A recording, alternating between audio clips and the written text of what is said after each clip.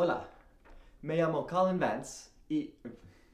I'm sorry, let me start over. Hi, my name is Colin Vance, and I'd like to give you a little presentation about Spain as a country and as a business environment and economy. Now, for those of you who may not know, Spain is a relatively medium-sized country in Western Europe, located on the Iberian Peninsula right next to its neighbor Portugal, and bordered on the other side by land with France, and then bordered by sea with the country of Italy. They obviously speak Spanish and have been a part of the European Union for pretty much as long as it's been around, trading in the euro and such. So, how is their economy? The Spanish economy is ranked 14th in the world by gross domestic product, 45th in the world by GDP per capita. So, while not like one of the absolute best economies, being a Western European nation that deals with a lot of trade, they're fairly high up. They're fairly well regarded. They are ranked 15th in total imports and 16th in total exports. And so most of these top imports that they have are mostly bringing in crude oil, cars, medicine, car parts, and different vaccines and toxins and whatnot for other medical use. And these imports mostly come from France, Germany, Italy, China, and Holland. Now, obviously, France, Germany, Italy, very, very close-knit countries with Spain, very close geographically as well. So it makes sense for these countries to help each other a lot. It's as if it's like the U.S. trading with Canada and Mexico. We're right there. It's beneficial to all parties. We might as well. Holland less so. Obviously, there are a few countries away. And then China, just because of their sheer production level and what they can put out in terms of car parts and medicine and other sort of manufacturing fields such as that, I mean, any country would be a fool not to trade with something that can produce much as that. As far as exports are concerned, you have cars, for instance. You have refined oil, which taken from that crude oil. Spain has a lot of refineries. Medicine, car parts again, and the same vaccines and toxins as before. So after doing some research, this is a very large theme among lots of EU countries that a lot of this sort of stuff is stipulated. Things like medicine and transport, that it's in contracts that these have to be traded a lot between EU nations as they're very important for 21st century life. And for the most part, they export these to France, Italy, Portugal, Germany, and the UK. Again, all countries within their sphere. France and Portugal are neighbors, and countries that makes a lot of sense for them to trade with. Obviously, the UK now a little less so now with Brexit, but they're still one of their top trade partners.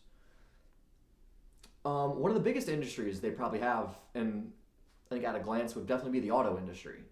I want to say they are one of the top 5 or 6 car producing regions in the world, and thus a lot of countries, especially Germany, with as many German car brands as they have, will pay Spain and make a lot of investments to have Mercedes and Volkswagen factories in Spain. So there's really not a ton of actually Spanish cars going on and Spanish cars being produced. However, Germany made a fantastic investment into them, and thus you can see with them importing and exporting lots of not only finished cars, but a lot of car manufacturing parts.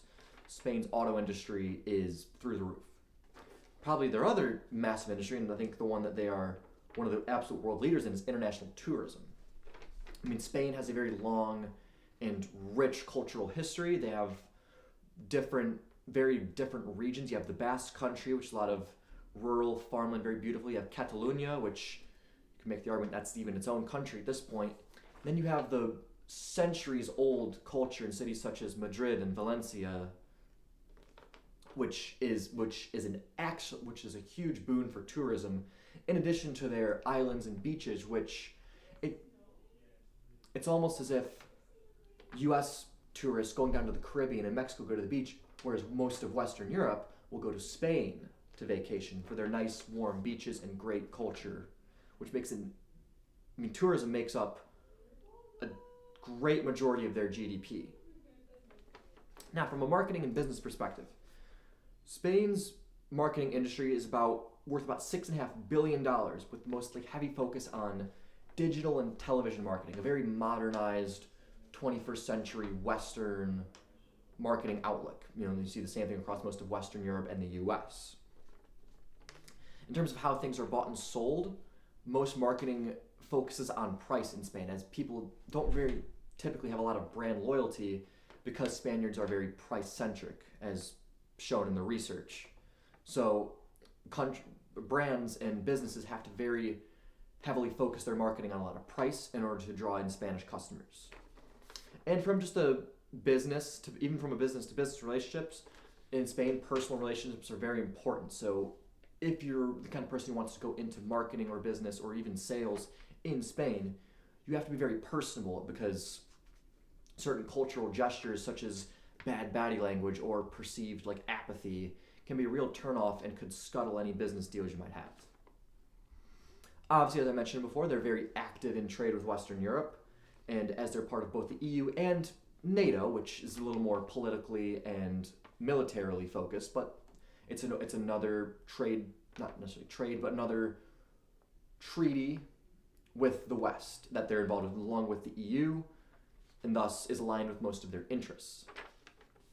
Demographically wise, Spain has a population of about 47.5 million people, with a median age of 43.9, which would be the 21st highest in the world.